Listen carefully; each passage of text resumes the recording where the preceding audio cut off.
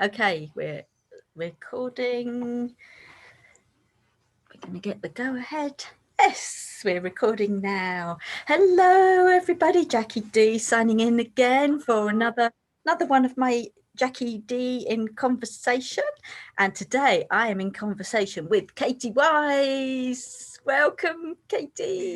Thank you very Lovely to have much. you here. Katy's got her love jumper on today, so Yep. isn't All the that? hearts, all the Isn't hearts. that fab? We need a bit of love. We need a lot of love right now. State world's in. But anyway, Katy, I've known you for several years now, haven't I? You have indeed. I've been watching Katy's journey, and she does a lot of lovely holistic things, which we're going to be chatting about. And I think I first met Katy when she was doing her Reiki Masters. Is it now, Katy? Or Do you know what? I think it was even before then. I think it was probably about the time that I was just starting my Reiki journey. I think it was even earlier. So yeah, a long time. several years, yes. Several years ago, many moons ago. Yes. And Katy's got a cat. What's your cat's name, Katy? My cat's called Smokey, and he will probably make an appearance at some point because, as I was just saying to Jackie, he likes to be involved in everything I do. So he will probably jump up and play a little part in this. So yeah, because Katy and I have been chatting a bit, and all of a sudden get a tail in the picture, or two brilliant green eyes. He's beautiful. We'll look out for the cat. So I'm going to hand over to you, Katy, and I want you to tell us a little bit about well, I guess you do piano lessons, you teach piano lessons, you teach children's yoga, and you've got all your Reiki. So where would you like to start? Do you want us to tell us about the piano lessons? Yeah, sure. Yeah, I can start with piano because mainly what I'm doing right now, because of everything that's going on with the world, everything's had to move online. So I would, as I was just saying to Jackie, I would normally kind of be seeing people face to face and having people to the house. But since March of last year, there's obviously had to be some changes going on. So there's been lots of changes to my business and my way of working in the last 10 months, and you just have to kind of go with the flow and embrace the change and the challenges that come, and like, okay, I'm accepting this and it's happening for a reason. So yeah, each time we go into lockdown, my lessons move to online. And I mainly teach children. So I don't know if you've got children yourselves or grandchildren and you're kind of homeschooling right now, but if you are amazing and you are my heroes. But I think you all can kind of appreciate that children and adults really, but they don't always embrace having to learn online because it's a different way of learning. It's kind of out of a lot of people's comfort zones. So it's really challenging for my students as well. It's not just been a challenge for me, it's a challenge for them as well. But as I was saying to Jackie, it's a way to keep us connected. It's a way to have continuity. So my students still get to have those weekly lessons because I've got some who are working towards grades, which is very exciting for me because I haven't been teaching piano all that long. I've been playing my entire life, but I am still relatively new to the teaching side of things. So to have two of my students working towards grades at the moment is very, very exciting and a really kind of proud moment for me when I get to hear them playing their pieces, which is lovely. So yeah, for the time being, I am teaching online, and then hopefully fairly soon I can start having my students back to the house, and I can start seeing them face to face. And a lot of my students I've known for a long time because many of them were yoga students of mine beforehand. So I've really seen them kind of grow, and you get used to seeing the same people every week. So each time we've gone into lockdown, it's like, oh, I won't get to see your face. So it's really nice for me to still be able to, even through a screen, just to have that keep that connection going, because I do really miss them. And yeah, as I say, a lot of them I've known for years, so it's so how did they've become a big part of my life, which is lovely. How did really the lovely. piano playing start for you? Were you a child when you first learned to play the piano? Yeah, literally. I don't know. There's probably a way that I can turn my screen around so I can show it to you in a minute. But basically, and this moves on to obviously something exciting down here that I've got lurking. Okay. I have got my great grandmother's piano, so it's been in the family for 4 generations. And from my great grandmother got passed down to my granny, so my dad's mum, and then my dad, and then me when my dad passed away. And it's literally it's the only piano that I've known, and it's been in my family forever. And my dad used to play a lot, so when I was really little, I used to sit on his lap and I used to kind of play away. Didn't know what I was doing, obviously, but I used to just kind of play away while my dad was actually playing a beautiful piece. And then he would play a little song and I'd dance next to him by the piano. And it's just kind of gone on from there. So I had a love of music from a very, very young age because of my dad. Yeah. And then when I got a bit older, one of my friends' sisters, who I still know, she's been a family friend forever, she was teaching, and my mum and dad were both very keen for me to learn. They'd both had lessons when they were younger and both really wanted to encourage me to learn an instrument. So I started having lessons probably when I was about 9. So I'd just been kind of tinkering away up until then, but then had started properly having lessons when I was 9. And then had a few different teachers and started going through all of my grades. And then I actually had a massive break from piano, a massive break from lessons for years and years, for probably about, I think it was about 12 years that I didn't have any lessons at all. But it wasn't because I'd fallen out of love with it by any means, but I went to university and couldn't take my piano with me, obviously, and really wanted to dedicate my time to my psychology studies. So I had a really long break from having lessons while I was living and working away. And then when I moved back into the area and had my piano again and had the time to dedicate to the practice and where I really wanted to go with my music lessons, I then got back into it. And it had always been a dream of mine to get grade 8 at whatever age. It didn't bother me how old I was when I got it, and I kind of justified it because I had the super top grade 8. Yeah. I know nothing about pianos, so oh, okay. Oh, sorry.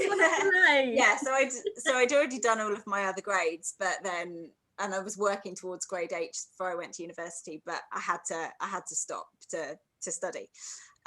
So yeah, when I got back into it, it was always with the goal of working towards it and achieving that.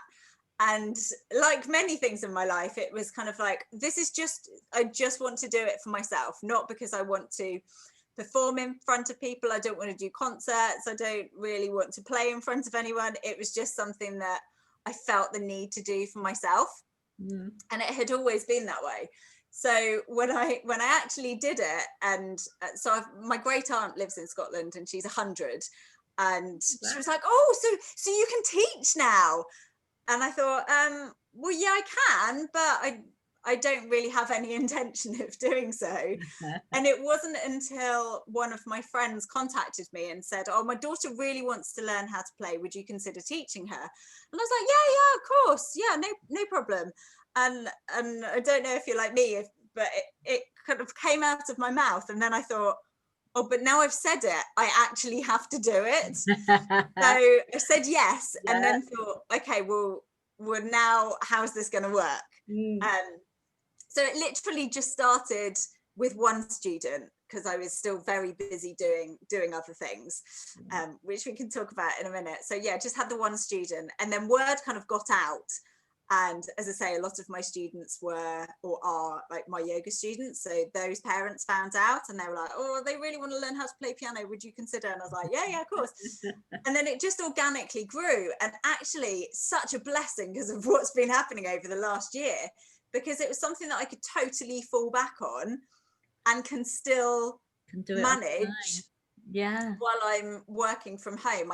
It is something that I can still do and keep my business afloat, which I'm so very grateful for, because I know there are so many people that were building a business or were working for others and they've lost everything. And I've worked really hard over the last 10 years to build my business. So it was 10 on New Year's Day. So 10 years being self-employed, and I'm very determined, and I was very determined to make everything work. And somehow I've still got lots of people coming to me online, and actually some of my students live away, so I will never meet them. I will never have face-to-face lessons with them anyway. But the majority of them are face-to-face. So it all kind of just organically grew and has gone from strength to strength, which I'm really grateful for.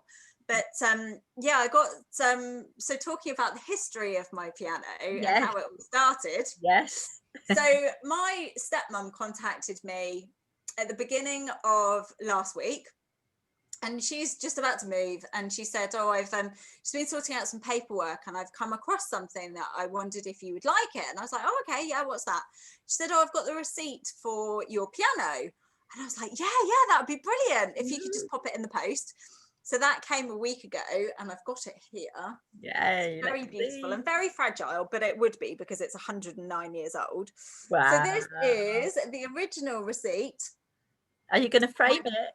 I am framing it. Yeah, absolutely. Yes. It needs to be a really special frame though, so I'm not in any rush to find a frame, because I can't just get any old frame that you can get from IKEA or anywhere like that. It needs to be an authentic frame that is kind of within keeping of the time period. But it's lovely because of the writing, and I know how much it was bought for, which was a lot of money in those days. And it's got my great grandma's name on it. And it's really interesting because my mum and my auntie and I have delved into the family history since getting this. So my great grandma was originally married to Thomas Humber, who was an engineer and who invented the penny farthing. So she married him when she was very, very young, and then went on and married my great grandfather. So it's the penny farthing bike. Penny farthing bike, yeah, absolutely. So yeah, she was originally married to him. And so on the receipt it says Humber Ledbetter. So Humber was his surname, which she took when she got married, and then Ledbetter was my great grandfather's surname. So it's been really interesting just from this piece of paper to find out lots of information about the history of my family. And the history of the piano. Yeah, and the history of the piano as well, which is always obviously over 100 years old. So their lifespan is just forever, is it? Yeah, absolutely. As long as you look after it. Yeah, they need tuning and all of that. Yeah, definitely. Shall I see if I can turn my screen around so you can see it? Yeah, let's see if we can have a look. Let's see if I can do it. Oh, there we go. Oh, look at that. There she is. Place in your living room. But no sign of the cat. No sign of the cat. No, not yet. After I kind of bigged him up and went, yeah, he's going to be part of the video. Probably asleep on my bed now. Sorry about that. But he might just suddenly appear. So that's one of the things you do. And the other thing I wanted you to talk about was your children's yoga. I know you were going into schools, weren't you? And yeah, absolutely. I was going into a number of schools around the Bournemouth, Christchurch and Poole area. And obviously because of everything that's going on right now, I've not been able to go into a school since March. But when we were given a little bit more kind of leeway with the restrictions, I could teach from home. So I've got a little garden. So I was teaching some of my regulars at home, and I'd be doing lessons twice a week outside, which was great. So I could have like little groups of 6 of us to do that. But yeah, I've been teaching children's yoga for I started with babies. So I've been teaching, I've been teaching children for 10 years on the yoga front. So it started with babies, then it moved to toddlers, then I was doing pregnancy and postnatal, then it moved to children. So I do all of them, but like primary school age children has always been my preferred age. So I really kind of focus my time and my energy in that field. So I'm hoping that when things move forward in a positive direction, that I can either get back into schools or start teaching from home, or other venues as well. I've literally got a venue 2 doors away from my house that I can potentially start teaching from. So that's really exciting.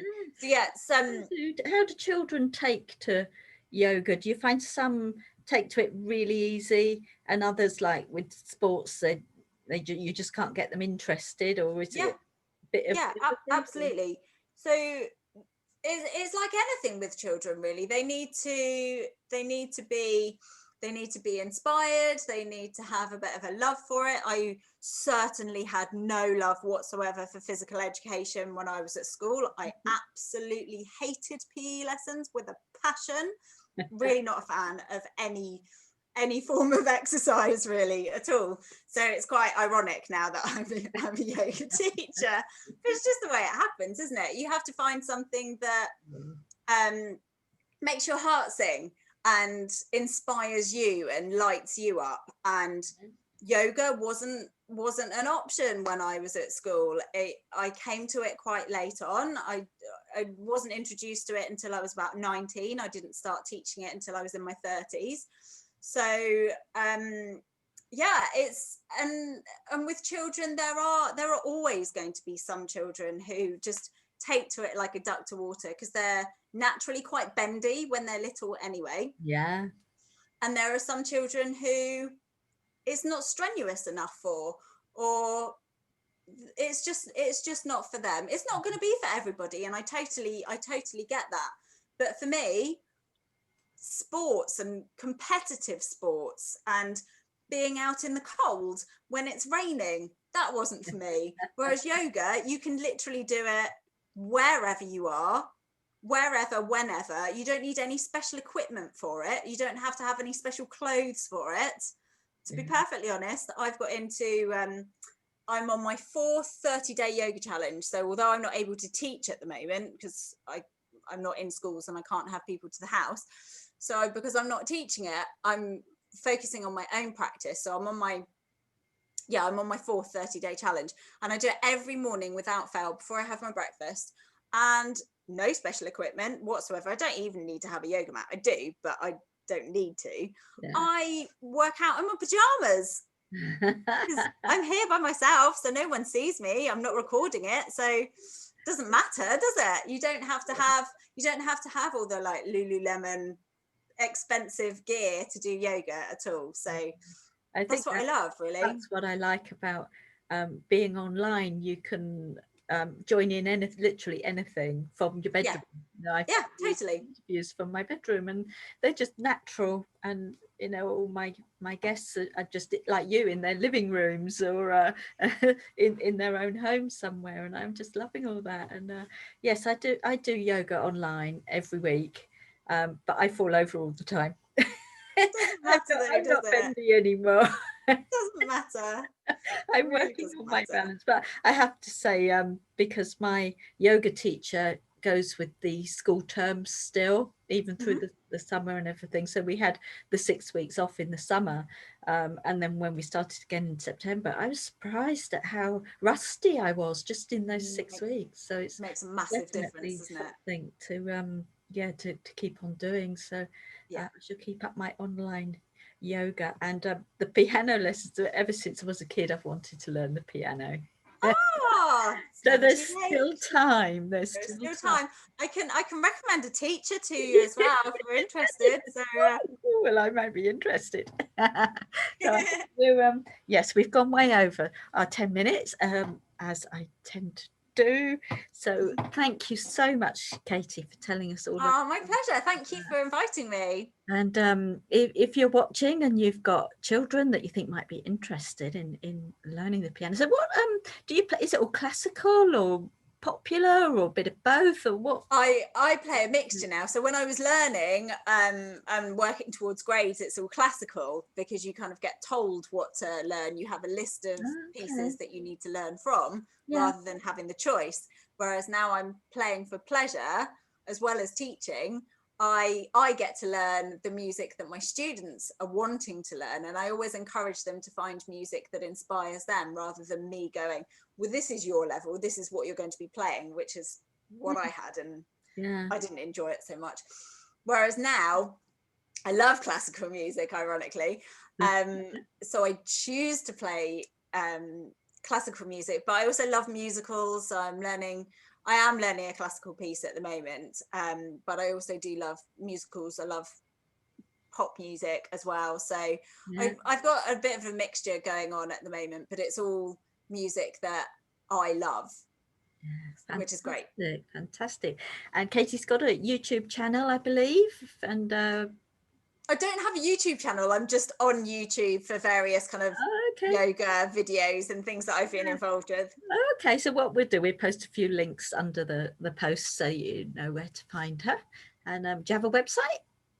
I do have a website, yeah. So it's freespiritholistictherapies.co.uk. So it's got information about the therapies that I offer. So I'm a Reiki master as well. I do Indian head massage.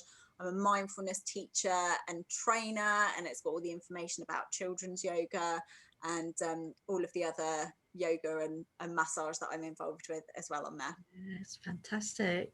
Thank you so much, Katy. Thank you for having me. You're just saying about the mindfulness there. I was bought a mindfulness jar for Christmas, which has got 52 little bits of paper in for every week of the year. And my first one, I've got it on the wall behind me next to my moon chart, is to every day this week gift somebody something anonymously. And of course we're not allowed to meet each other now, you know, we're not allowed out, so I'm a bit sort of stuck as to what I can do, because I'm here with my mum and dad, and I think they might guess who's left them a bar of chocolate or something. Aww. So someone suggested putting a bar of chocolate through one of my neighbour's doors, and I thought, yeah, actually I might. That's a nice idea. Yes, that is a nice idea. So, oh, lovely. Yeah, so if you get a bar of chocolate through your door, it's not from me. Because I'm more than happy to get bars of chocolate. So thank you all very much for watching, and as I say, I'll put post Katy's website where you can find her, and I will see you all next time with another one of my lovely Jed Talks conversation. Who's coming up next? You have to tune in and find out. Bye for now. Thank you for listening. Thank you, Bye.